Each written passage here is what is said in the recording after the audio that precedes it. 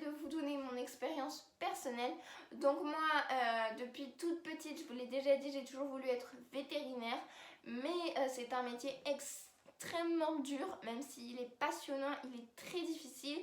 Et au final, la journée idéale de travail du vétérinaire, je pense que c'est pas une journée qui me correspondrait à l'avenir.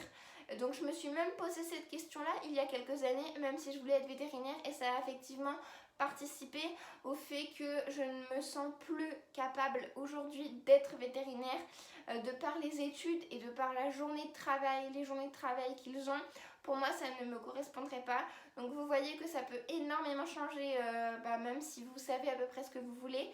Il faut vraiment toujours se poser cette question de est-ce que la journée de travail du métier que je voudrais me correspondrait à peu près à l'avenir ou pas. Donc étant donné que je ne voulais plus être vétérinaire, j'ai fait des recherches, j'ai fait des stages, j'ai été voir des métiers, etc. pendant les forums, etc.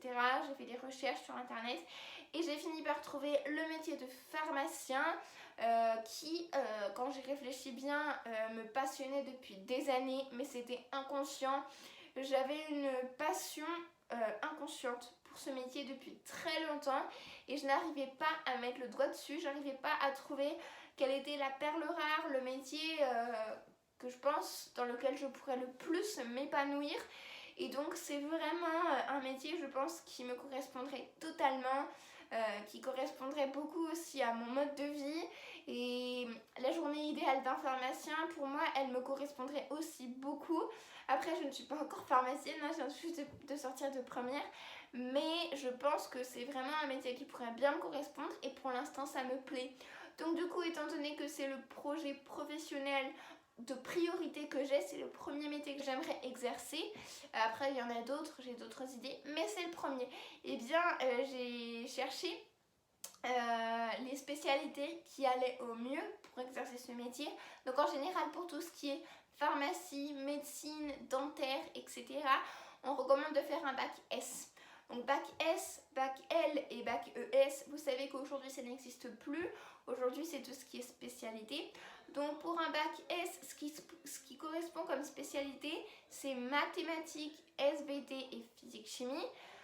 Donc maintenant que je savais à peu près quelles étaient les spécialités qui me mèneraient le plus rapidement vers le métier de mes rêves, je me suis donc dans un premier temps posé la question qu'est-ce que j'aime dans ces matières-là, qu'est-ce qui me plaît, dans quelle matière je serais la plus épanouie, etc. Donc physique-chimie, je l'ai éliminée directement parce que je n'aime pas ça. Enfin, la physique, je déteste ça, la chimie, ça va à peu près, mais dans l'ensemble de la matière, voilà, c'est bof bof, j'ai pas un goût très élevé pour la matière. A l'inverse, les maths et les SVT, j'adore ça. Ça s'est vraiment révélé cette année. J'ai toujours adoré les SVT depuis que je suis toute petite. Ça ne m'a jamais lâché. Les maths, j'ai toujours eu un peu plus de mal parce que je n'ai jamais toujours eu un très bon niveau dedans. Mais à la fin de l'année dernière, j'ai vraiment eu un déclic et j'ai vraiment adoré les maths. Et cette année, j'ai vraiment encore plus découvert la matière et je me suis découvert une véritable passion. Donc maths et SVT, je savais déjà que je prendrais comme spécialité. En SVT, j'ai toujours eu un niveau plutôt satisfaisant. En maths, comme je vous le dis, j'ai jamais été très bonne. J'avais pas des très bonnes moyennes en maths.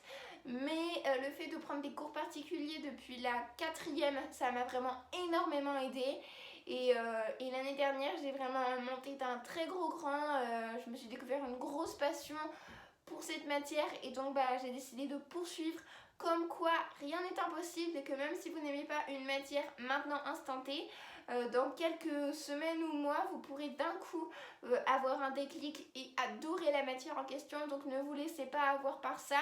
Et moi maintenant, je suis extrêmement contente d'avoir pris SP Maths cette année. C'était vraiment génial et je ne regrette pas du tout de m'être posé des bonnes questions.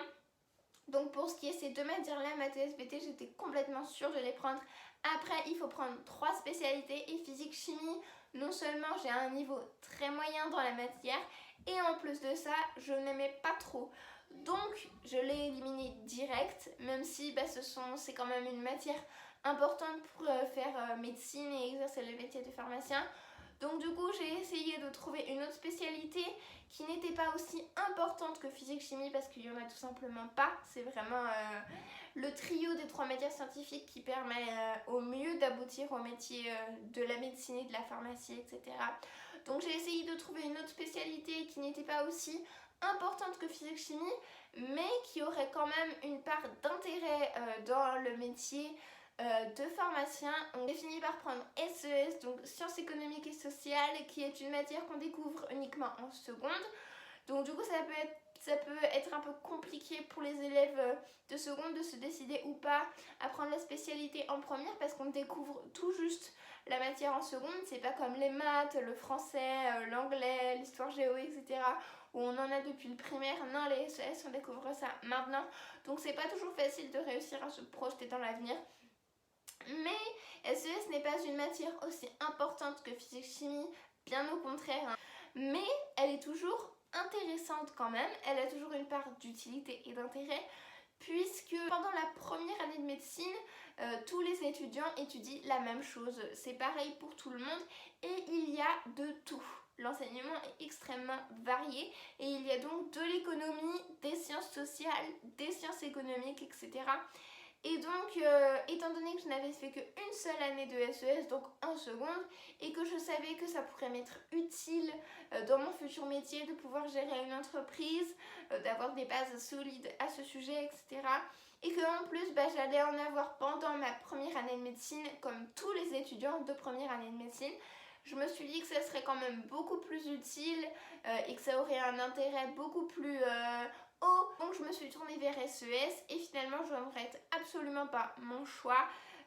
J'ai vraiment pris le temps de poser les choses à plat, de me poser les bonnes questions et je vous conseille de faire de même, de prendre une vraie réflexion, de prendre les bonnes décisions et de ne surtout rien regretter par la suite, à moins que vous vouliez redoubler votre année de première parce que vous n'avez pas été satisfait.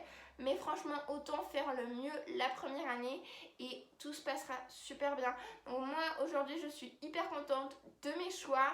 En même temps, j'ai une idée de métier, mais encore une fois, je vous invite vraiment à vous poser la question d'une journée idéale de travail si vous ne saviez pas du tout ce que vous voulez faire. Donc pour ceux que ça intéresse l'année prochaine, il faut arrêter une spécialité. Donc des 3 qu'on a prises en première, il faut en arrêter une. Pour ma part, j'arrête SES, hein, je pense que c'est évident. Si je veux mettre une chance de mon côté de réussir médecine, il faut quand même que je continue dans des études scientifiques, avec des matières scientifiques. Et donc je continuerai avec maths et SVT, qui sont mes 2 préférées parmi les 3 spécialités que j'ai prises. Donc déjà, comme je vous le dis, prendre ce que l'on aime en premier, c'est ce qu'il y a de plus important. Concernant mon niveau en maths, il est plutôt bon, j'ai des plutôt bonnes notes, c'est plutôt satisfaisant. En SVT, la matière est très dure cette année, je trouve. Comparé à l'année dernière, il y a une grosse différence de niveau. Mais quand même, vu que j'aime ça, j'ai réussi à persévérer, à rester motivée et déterminée. Et comme je vous le dis, c'est un gros moteur de courage, de prendre des choses que l'on aime. Donc je regrette pas et je sais que même si j'ai pas forcément des bonnes notes, eh bien j'aime ça, c'est le principal et je donne toujours le mieux que j'ai, le mieux que je peux, le mieux que je peux le faire. Donc du coup c'est ça ce qui est le plus important. Donc voilà, la vidéo est terminée. Si ça vous a plu, n'hésitez pas à me le faire savoir en me lâchant un petit pouce bleu en l'air, un petit like, à réagir dans les commentaires, partagez la vidéo, mais le plus important, vous le savez, vous abonner à ma chaîne et enclencher la petite cloche. Sur ce, j'espère vraiment que cette vidéo vous aura plu. J'ai plus qu'à vous faire de très gros bisous et à vous dire à très vite dans une prochaine vidéo.